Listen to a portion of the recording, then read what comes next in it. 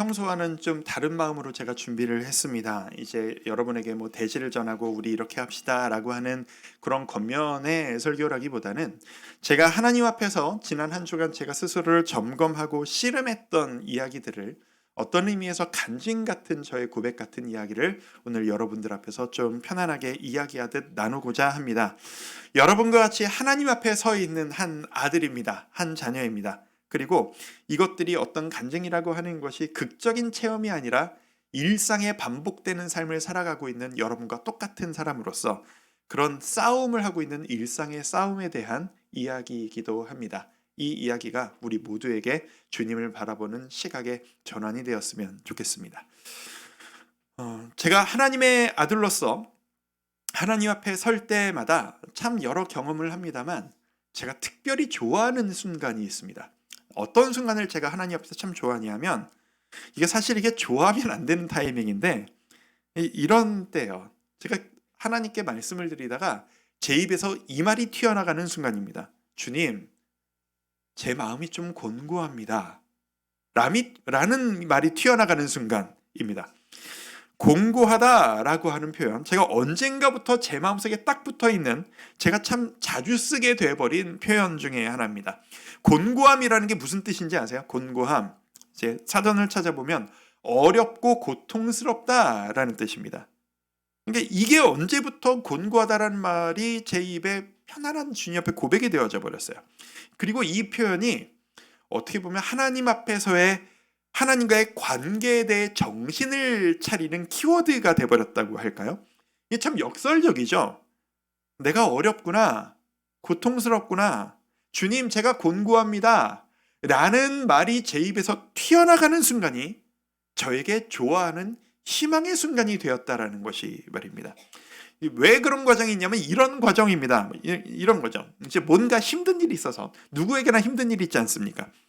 뭐 고민과 정신없는 일상으로 막 살아가다 보면 하나님을 늘 부르고 늘 하나님에 대해 이야기하고 늘 묵상을 하고 기도하지만 그 묵상과 소통이 얕은 소통일 뿐 내가 정신이 없다 보니까 깊이 있는 하나님과의 소통이 이루어지지 않은 채로 일상 같은 얕은 소통이 이루어지는 상태를 살아갈 때가 저에게도 있습니다. 목사도 똑같습니다. 여러분이나 저나 다 똑같은 사람일 뿐입니다. 그런 상황을 제가 겪다 보면 어느 날 너무 오늘 좀 마음이 너무 어렵습니다 주님, 그러다가 하나님 제가 마음이 좀 공고하네요 라고 하는 표현이 입에서 튀어나가는 순간 그 말이 저에게 공고해? 내가 이 말을 하네? 라고 정신을 번쩍 차리게 되는 거예요. 이게 뭐와 같냐면 이제 요즘 날씨가 너무 춥다 보니까 집에서 보일러가 열심히 막 돌아가지 않습니까? 보일러가 요즘에 그 자동 온도 센서가 있잖아요. 현재 집안 온도가 있고 보일러 조정해 놓은 그 이렇게 설정 온도가 있잖아요. 집안 온도가 이거보다 높을 때는 문제가 없고 꺼져 있는데 현재 온도가 설정 온도보다 떨어져 버리면 그 순간에 이 센서가 탁 켜지면서 보일러가 막 돌아가기 시작하죠. 그 고정 설정 온도 같은 그것이 저에게는 곤고하다라는 표현인 거예요. 제 입에서 주님 곤고합니다 라고 하는 순간 정신을 차리고 이렇게 얘기하는 거죠. 주님, 제가 이 말을 하는 거 보니 제가 요즘 주님과 깊이 대화를 못 나눴군요. 습관적으로만 했군요. 그래서 제가 뭘 어떻게 할지를 몰라서 내 힘으로 하다가 이렇게 힘들어하고 있었던 거군요. 이제 다시 정신 차리고 주님 앞에 섭니다. 주님, 어떻게 할까요? 다시 돌아섭니다. 어떻게 할까요, 주님? 말씀해 주세요. 그때부터 모든 게 정리되기 시작해요. 그때부터, 그러니까 지금까지는 힘든 시간이었고 이걸 정신 차리고 돌아서는 순간부터 이때를 기점으로 모든 게 풀려나가기 시작합니다. 단 한 번도 예외가 없었습니다. 하나님 앞에 나아가는 순간 분명하고 확실합니다. 그래서 저에겐 곤고합니다 말하는 순간이 모든 회복의 시작점 같은 타이밍입니다. 제가 이야기를 이렇게 길게 하는 이유가 뭐냐? 이번 주에 저에게 그 시간이 있었기 때문입니다. 이번 주에 저에게 개인적으로 수많은 일들이 있었어요. 저에게 수많은 일들이 있었고 너무 많은 생각과 좀 부딪힘이 계속 있는 거예요. 체력이 방전되고 힘이 없어서 너무 어려웠던 한 주를 개인적으로 좀 보냈습니다. 뭐가 이렇게 정신이 없지? 허둥지둥하다가 이 센서 버튼이 탁 켜져 버렸습니다. 이런 경우에 주님께서 저에게 뭐 사람마다 다른 방식으로 많이 말씀을 하시는데, 제 경우에는 보통 어떤 식으로 말씀을 하시냐면 매일 성경 큐티 그 본문을 가지고 저에게 강렬한 메시지를 주실 때가 너무 많았습니다. 늘 저에겐 그렇습니다. 신기한 일이에요. 이 책을 가지고 나올 거라네. 두세 달 전에 만들어진 이 책, 오늘 날짜의 이 본문이 어떻게 나에게 이렇게 기가 막힌 오늘의 메시지로 다가올까? 그렇게 저에게 벼락같이 빌립보서 말씀을 주님께서 저에게 주셨습니다. 말씀을 통해 주시는 은혜와 도전이 제 온 세포로 스며들듯 충전이 되기 시작했습니다. 회복이 되기 시작했습니다. 마치 하나님이 이렇게 말씀하시는 것 같았어요. 아들아, 네가 방전이 됐구나. 네가 좀 지쳤구나. 왜 네 힘으로 하려고 낑낑거리고 앉아있니? 나랑 같이 한번 해보자. 자, 나랑 같이 풀어가보자. 라고 말씀하시는 듯 이 빌립보서 말씀이 저에게는 다가왔습니다. 자, 빌립보서 이 성탄의 때에 이 빌립보서를 묵상할 수 있다라는 것이 얼마나 감사했는지 모릅니다. 당분간 내일은 분명하고요. 당분간 예배 때 이 빌립보서 부분이 많이 등장할 가능성이 현재 꽤 높습니다. 자, 빌립보서가 어떤 성경이냐? 이 바울이 자신의 그 인생을, 사역을 마무리하기 직전에 썼던 바울의 사역 말미에 쓴 편지글입니다. 로마에 옥에 갇혀가지고 옥중에서 빌립보 교인들에게 보낸 사랑의 편지입니다. 읽어보시면 진짜 사랑이 뚝뚝 떨어져요. 교회를 향한, 성도들을 향한 사랑이 정말 넘쳐나는 성경입니다. 제가 이 빌립보서를 읽는데 감탄을 하게 돼요. 제가 어젯밤에도 한 번 더 전체를 쫙 읽으면서 제가 소망하게 됐어요. 주님, 저도 이런 사역자 되고 싶습니다. 저 이런 목사 되고 싶습니다. 라고 하는 고백이 제 입에서 튀어나오더라고요. 근데 이 빌립보서 말씀을 가지고 하나님이 너 나랑 이거 문제 좀 해결해 보자 라고 말씀하시는 가운데 저에게 주시는 강렬한 도전이 있었는데, 그 도전이 뭐였냐면 너 낮아져라 라는 거였어요. 야, 정 목사야, 진영아, 너 좀 더 낮아져야 되겠다. 다짜고짜요? 왜요? 왜 갑자기요? 이게 제 첫 반응이었어요. 왜 저보고 낮아지라 그러세요? 왜냐하면 제가 지금 고민하고 있었던 문제들이 낮아지는 거랑 전혀 상관없는 문제라고 저는 느껴졌거든요. 지금 제 문제와 낮아져라 하시는 그 말씀이 안 맞는데요? 근데 너무 강렬하게 너 낮아져야 한다 주시는 거예요. 제가 경험이 있으니까 판단하지 않았어요. 일단 수용했어요. 알겠습니다. 주님, 접수했어요. 낮아질게요. 근데 왜요? 뭘 어떻게 해요? 어떻게 낮아질까요? 여쭤보기 시작했습니다. 하나님이 그 과정을 통해 저를 돌아보게 만드셨습니다. 제가 좀 변해 있더라고요. 저도 모르는 사이에. 제가 변했어요. 여러분은 좀 변하지 않으셨어요? 최근에? 저는 좀 변해 있더라고요. 여러분 보시면 제 속이, 제가 이 교회를 개척하고 처음 시작했을 때의 저와 지금 제가 저도 모르는 사이에 많이 변해 있다라는 사실을 이번 주에 제가 깨달았어요. 여러 가지 포인트들이 있는데 제가 지금 설교 단상에 있으니까 예배와만 관련돼서 얘기만 한 가지만 해보면, 단적으로 제가 지금 설교하는 이 순간이 1년 전같이 간절하지가 않아요. 애달치가 않아요. 그 토요일 밤마다 와서 밤 10시, 11시에 불 꺼진 이 본당에 혼자 앉아서 어떡합니까 주님, 울부짖는 그 부르짖음이 저에게 약해지고 사라지고 있었다라는 걸 제가 깨달은 거예요. 어떻게 원고를 잘 쓸까, 이 고민만 하고 앉았더라고요. 어쩐지 뭔가 좀 이상했다 생각하시는 분들이 있으시죠? 요즘 뭔가 예배가 예전 같지 않았어 느끼신다면 죄송합니다. 제가 스스로 놓치고 있었어요. 제가 그제서야 점검이 되는 겁니다.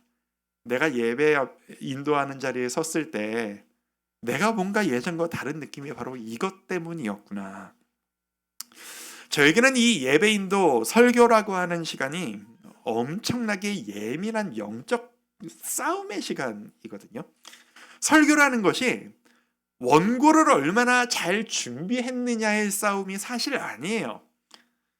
설교문이 아니라 설교자가 이 내용과 합쳐져서 얼마나 진심으로 서 있느냐에 대한 싸움이 설교자에겐 너무 중요해요. 그래서 이게 너무 고통스러운 과정이 돼요. 거짓말을 하지 않기 위해서 나를 이렇게 만드는 과정 말이죠. 그래서 목사님들마다 이게 스타일이 좀 다른데 저는 이 부분에 강박이 약간 있어서 설교문을 며칠 전에 미리 완성을 못해요. 해봤더니 만들어 놓고 그 며칠 사이에 제 마음이 왔다 갔다 하더라고요. 진심으로 전하고 싶어. 그래서 토요일마다 잠을 못 자요. 끝까지 이거를 하다가 이걸 하느라.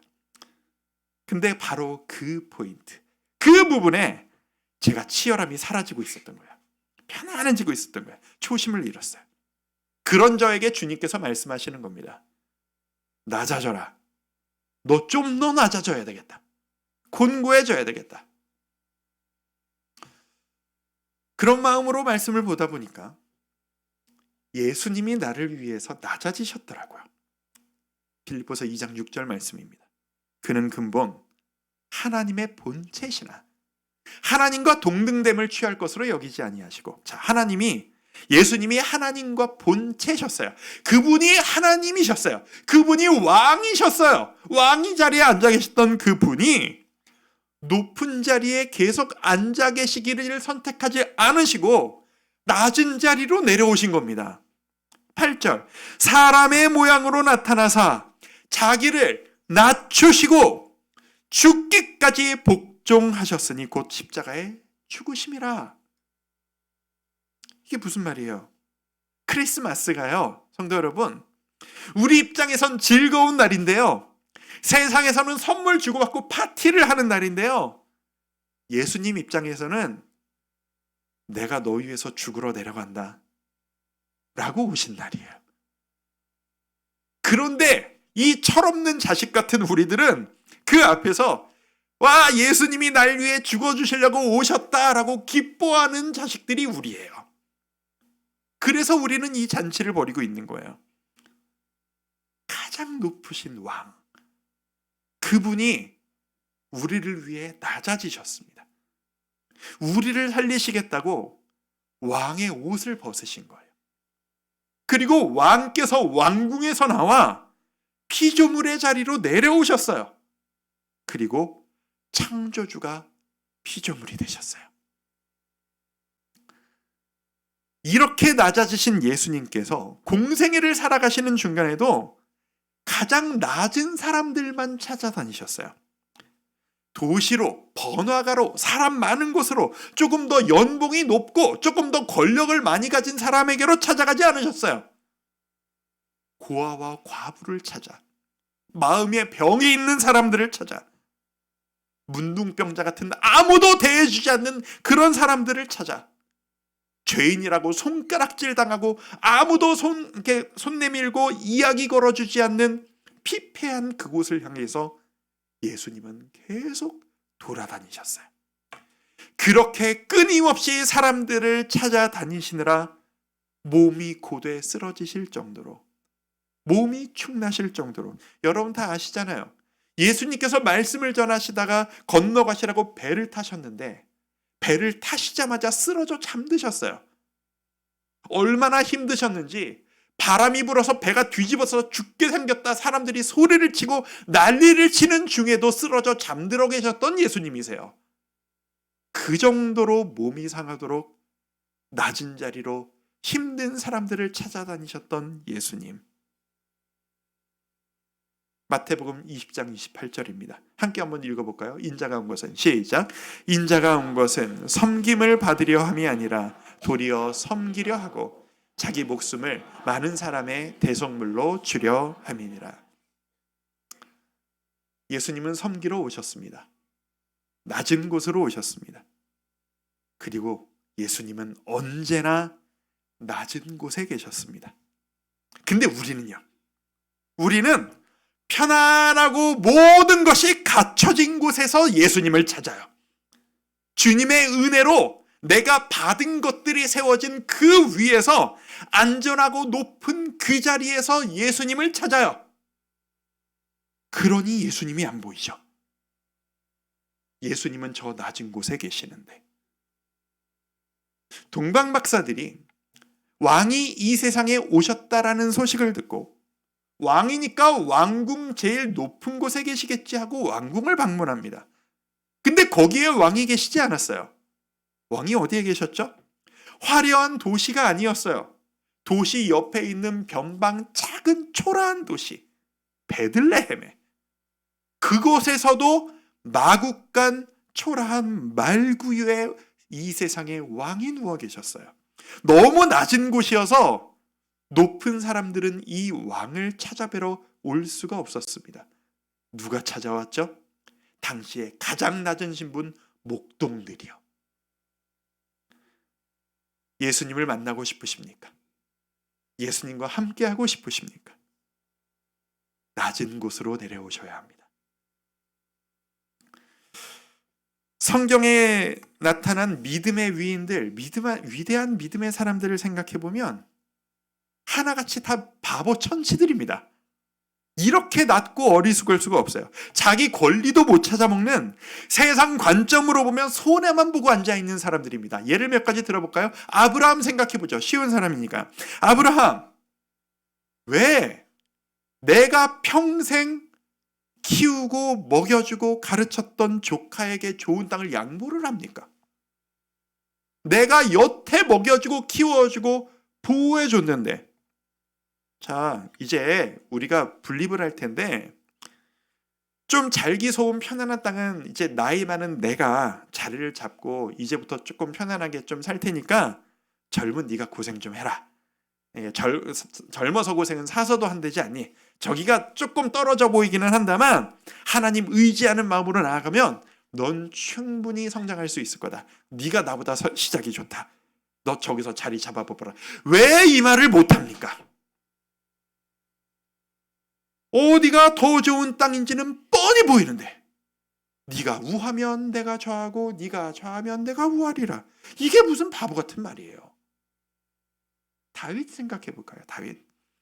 그렇게 억울한 꼴을 끊임없이 당하면서 왜 원수를 안 갚을까요? 옆에서 오죽하면 사람들이 부추겨요. 왕이시여, 바로 지금입니다. 지금이 하나님이 주신 기회입니다. 원수를 갚으십시오. 그 누구도 정당하다라고 당신을 편들어 줄 겁니다.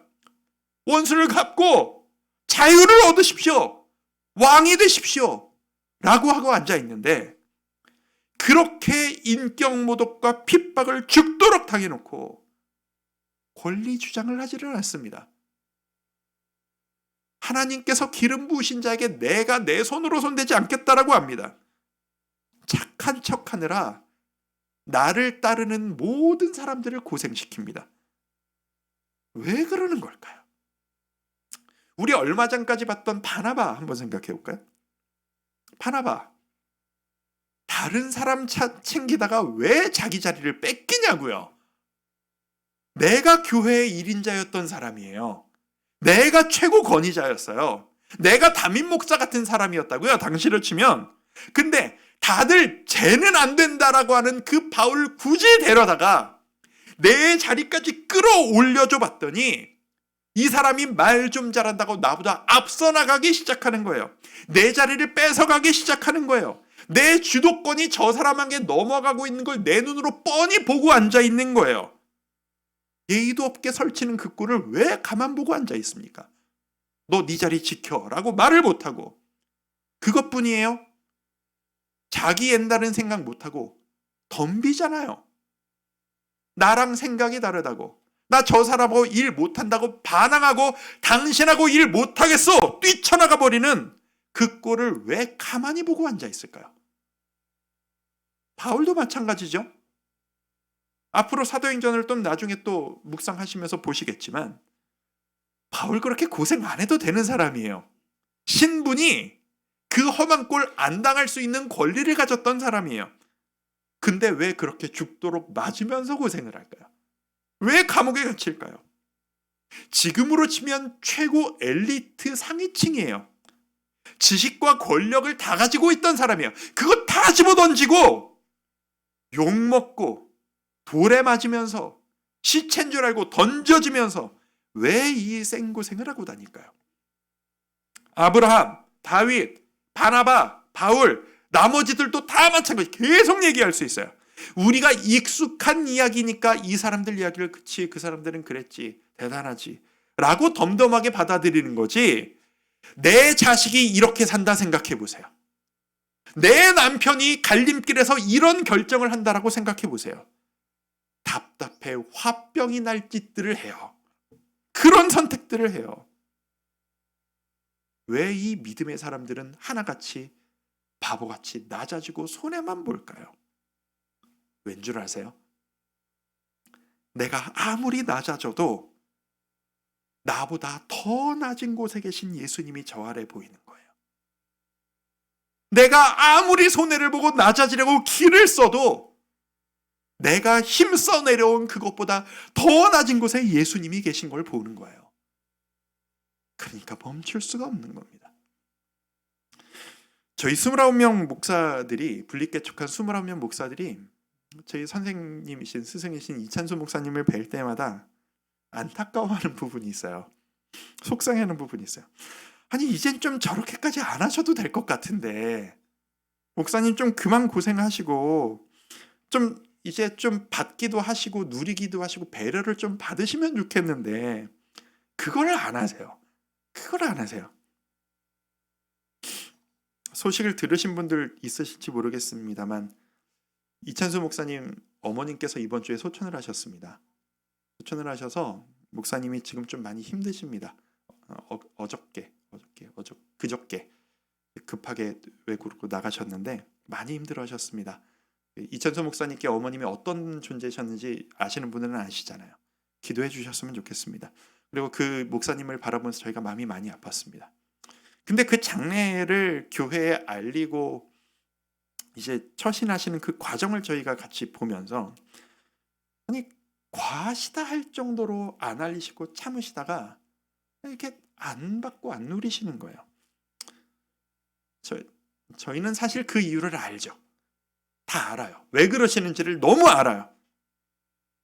그래서 그런 선생님이신 그분을 바라보고 목회를 하고 있으니 아마 저희 29 목사들은 앞으로도 저희 마음대로 목회를 못할 거예요.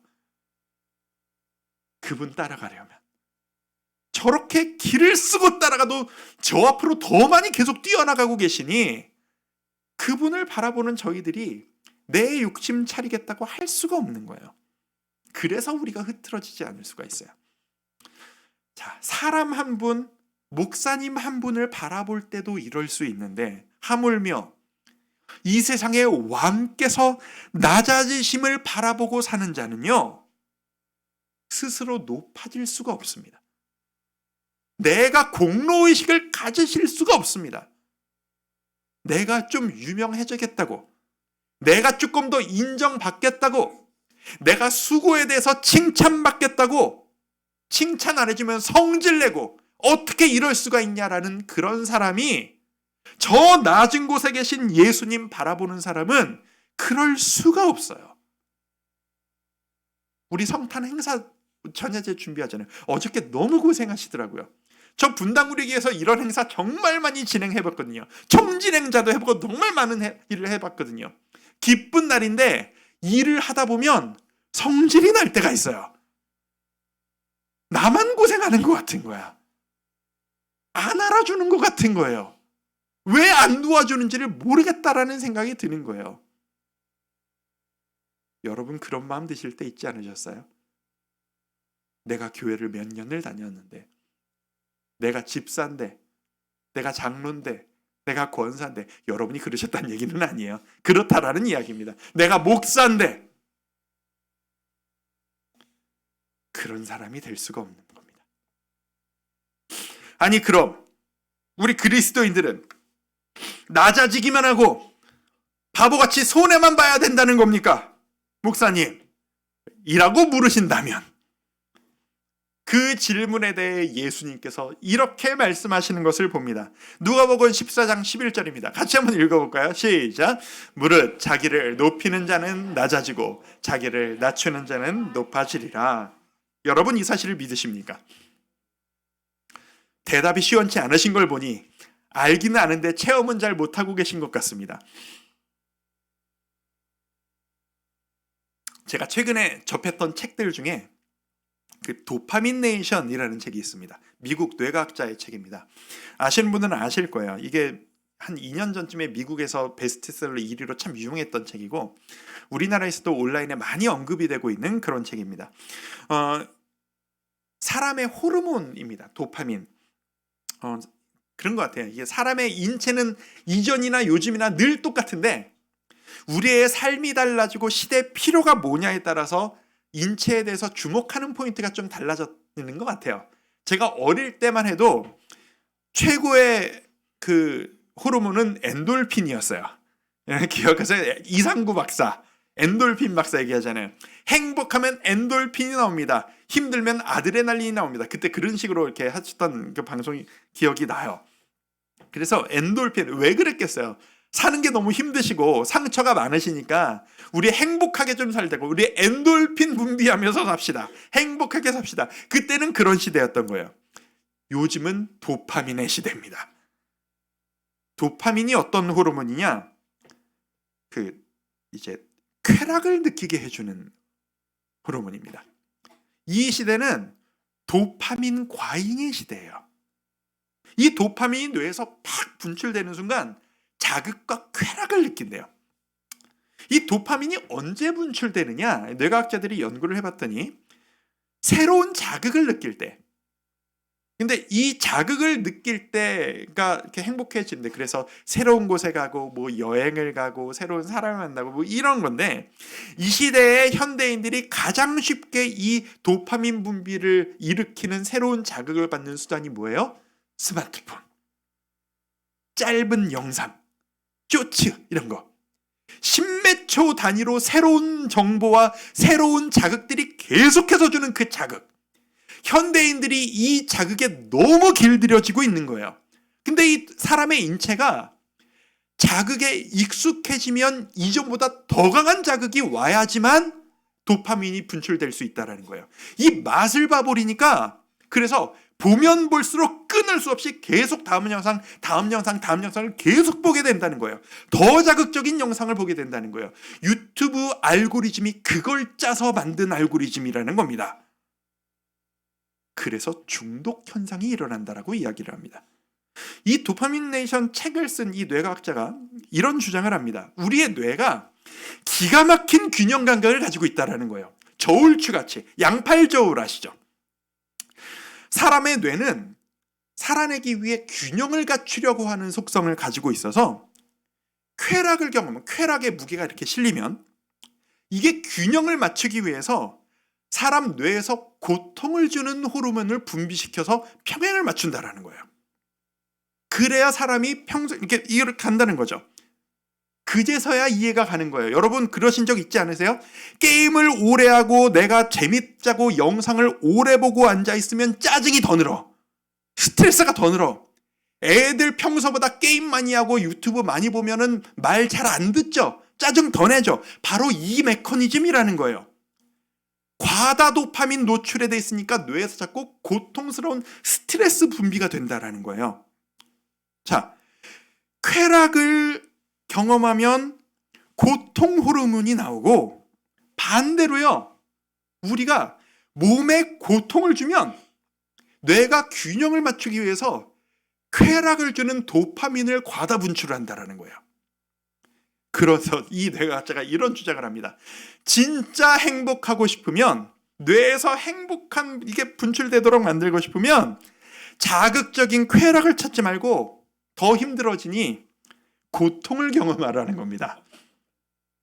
아침에 이런 걸 얘기해. 아침에 일어나서 찬물을 뒤집어 쓰고 샤워를 해라. 이런 겨울에 생각만 해도 막 으스러지죠. 한 5분 10분 동안 찬물을 뒤집어 쓰면 그 고통을 견디려고 머릿속에서 도파민이 팍 분출되면서 하루 종일 상쾌한 하루를 보낼 수 있다. 그거보다 더 좋은 게 뭐다? 운동하는 거다. 운동이 고통이잖아요. 운동이 고통을 이겨내면 어느 그렇게 러너스 하이 이런 거 아세요? 예전에 우리 전도사님이 설교도 하신 적이 있는데 이게 기쁨과 쾌락으로 팍 던져나는 변환되는 순간이에요. 그게 바로 그 순간이라는 거예요. 몸을 힘들게 만들면 머릿속에서 도파민이 막 분출되고 힘이 찬다라는 거예요. 일이 힘들면 스트레스 풀겠다고 유튜브 보고 딴 거 하지 말고 일 자체에 집중하면 힘들기 때문에 뇌에서 도파민이 분출된다라는 거예요. 설득력이 있더라고요. 제가 경험을 많이 하거든요. 토요일 밤마다 이게 설교가 너무 안 나오니까 유튜브를 막 찾아보고 머리 좀 식히자 보면 스트레스가 더 심해져. 그런데 이 추운 날씨에, 저 걷는 걸 좋아하니까 추운 날씨에 막 힘들게 걷잖아요. 머리가 맑아져요. 이런 거로구나. 이게 영적으로도 적용이 되겠는 겁니다. 우리는 존귀한 하나님의 자녀입니다. 동시에 죄성을 가지고 있는 죄인들입니다. 우리는 하나님의 자녀이기에 낮아져도 끝까지 낮아지는 게 불가능한 존재들입니다. 동시에 죄를 가지고 있기에 아무리 높아지려고 해도 한계가 있는 존재입니다.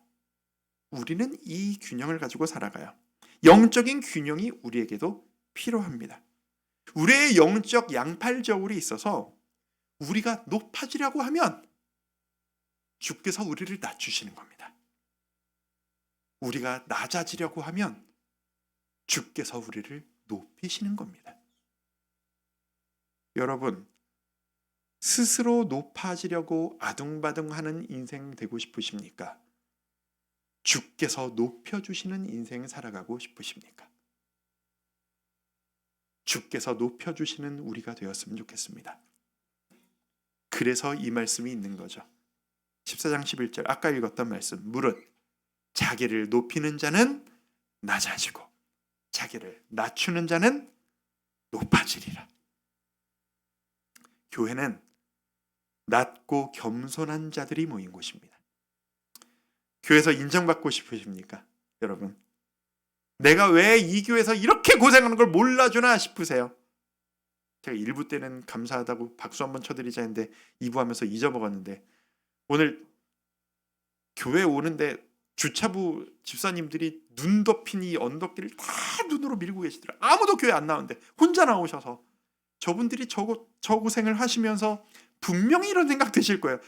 내가 이 고생을 하는 거 알까? 그게 사람이에요. 저도 주차부 하면서 그게 생각 많이 했어요. 이분들이 이 고생을 내가 하고 있는 걸 아나? 여러분들이 고생하는 걸 남들이 몰라주는 게 속상하시는 순간, 그 순간 우리가 주께로 돌아와야 됩니다.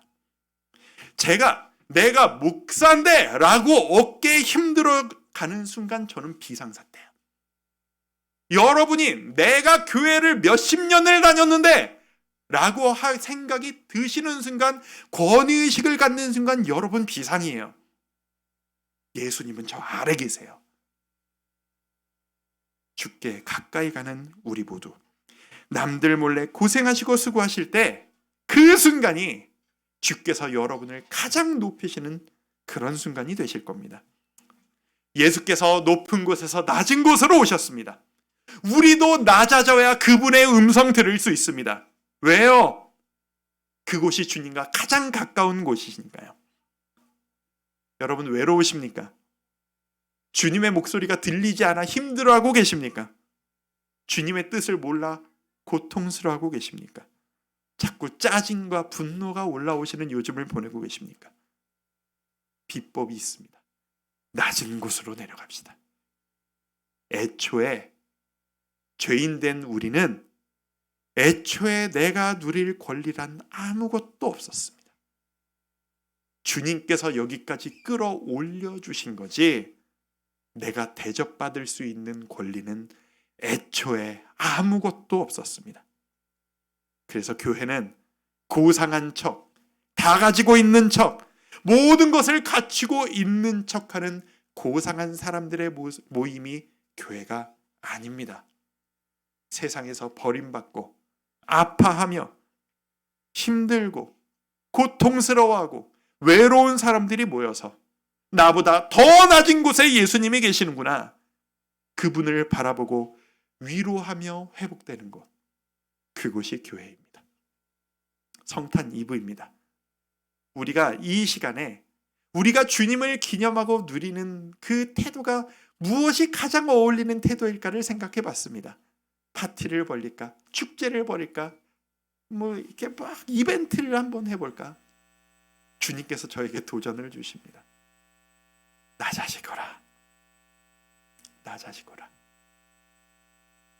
왕께서 우리에게 오셨습니다. 왕을 따라가는 백성 되기를 축복합니다. 주께서 나아가신 그 자리로 함께 나아가는, 겸허히 나아가는 성탄을 맞는 주의 백성들 되시기를 주님의 이름으로 축복합니다. 우리 그런 마음으로 이 찬양 한번 불러볼까요? 그 어린 주 예수 누울 자리 없어. 왕이신 주님께서 오셨는데 누울 자리가 없어요.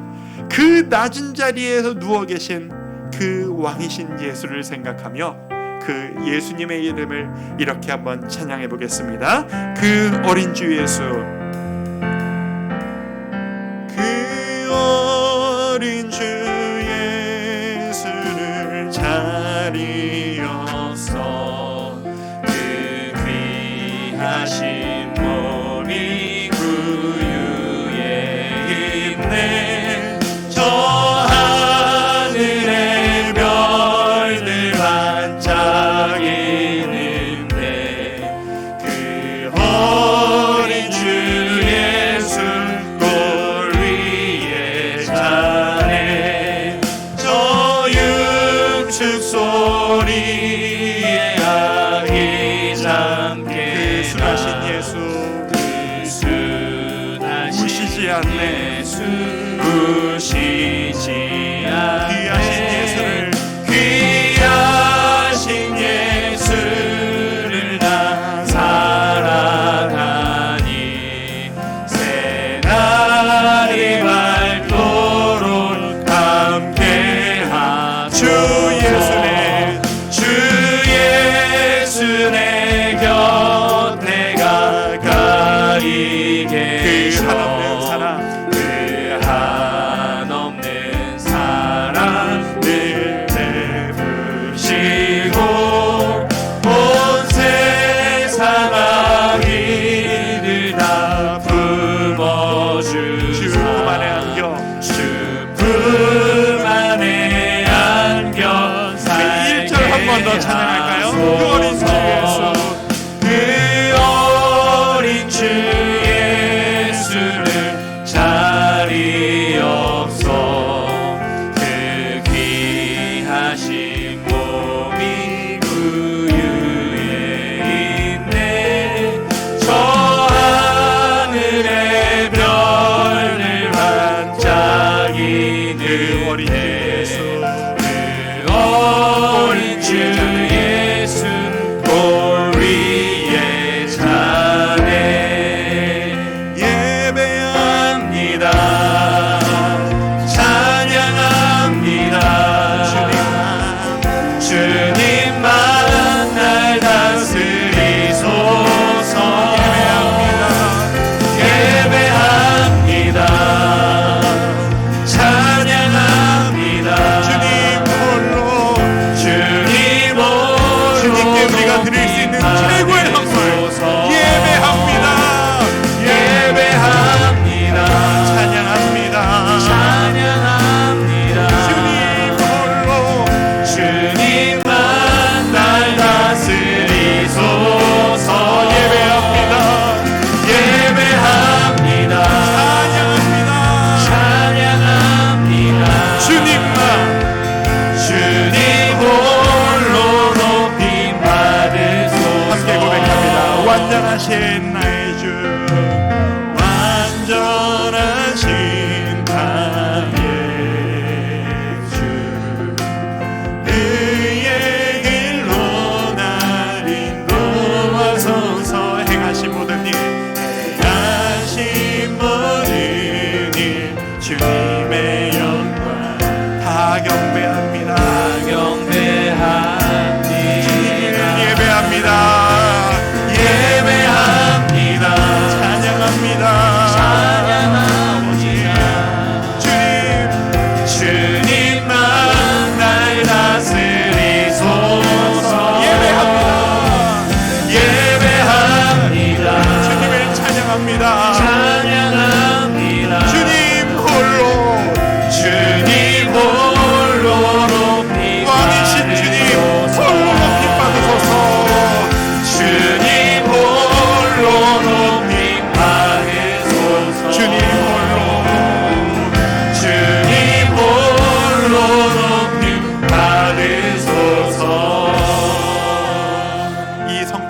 시한 우리가 주님께 해드릴 수 있는 최고의 자세, 주님 따라 내려갑시다.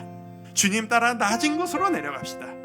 주님이 우리에게 보여주신 그 사랑 따라 주님 나의 자아를 꺾고 주님께 귀 기울이며 주님을 향해 내가 대접받고 싶은 마음, 내가 인정받고 싶은 마음, 내 공로 모두 다 내려놓고 주님 향해 내려가겠사오니 주여 나를 받아 주옵소서. 함께 기도하며 나가겠습니다. 기도합니다.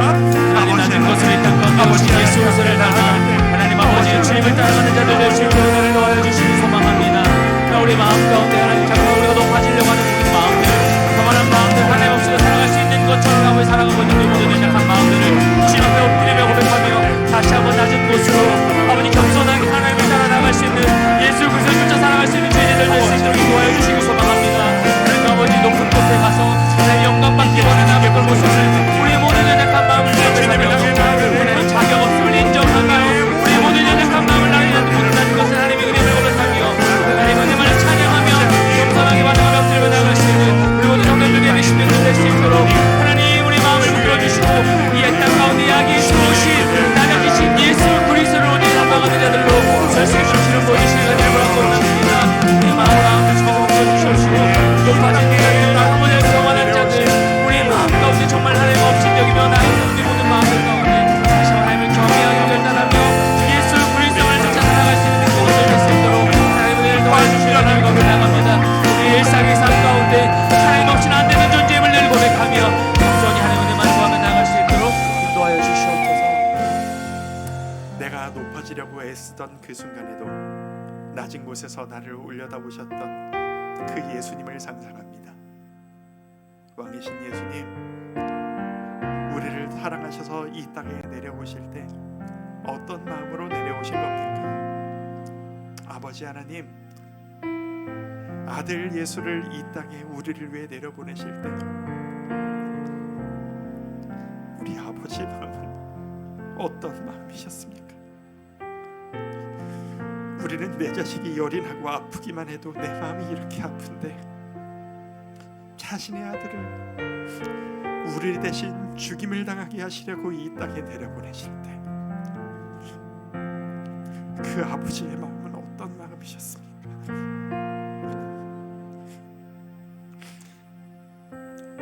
이 죄인된 우리들이 주님 앞에 겸허한 마음으로 나아갑니다.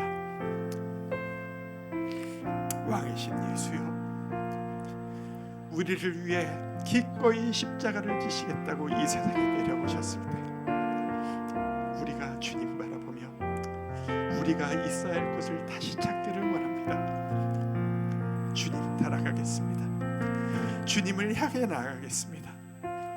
내가 무슨 권리가 있다고, 내가 무슨 공로가 있다고, 내가 무엇을 얼마나 안다고 내가 받을 것을 계산하고 있습니까?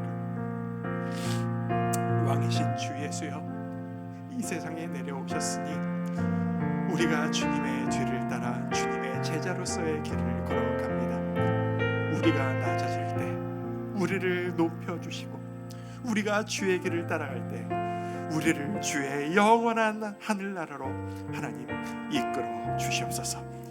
이 땅에 오신 왕이신 예수님의 이름을 찬양합니다. 아버지 하나님, 홀로 영광받아 주옵소서. 예수님의 이름으로 감사하며 기도드립니다.